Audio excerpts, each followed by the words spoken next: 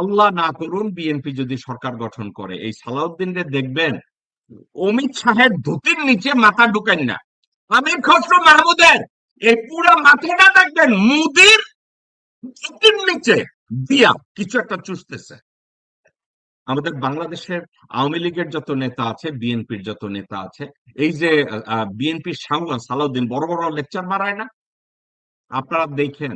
আল্লাহ না করুন বিএনপি যদি সরকার গঠন করে, এই সালাউদ্দিনরে দেখবেন অমিত শাহের ধুতির নিচে মাথা ঢুকান না।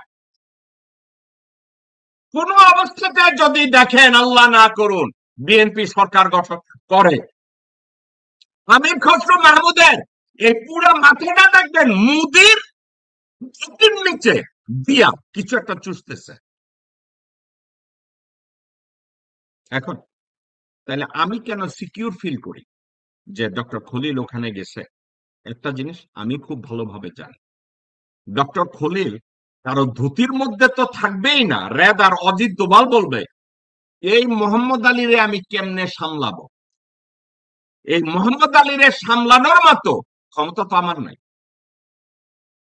আপনারা যদি যে কোনো একটা পিকচার দিয়ে, আমি পৃথিবীর সবকিছু বুঝি তা না, কিন্তু ডিপ্লোম্যাটিক অ্যানালিসিস তারা যারা দেখে, এই দুই ব্যক্তিকে পাশাপাশি তাদের ছবি বা ভিডিও যদি কেউ দেখে, তারা একটা জিনিস দেখে, doctor Khalil has upper hand over Ajit Doval. Ajit Doval just a student right in front of doctor Khalil. Doctor Khalil কি বস্তু?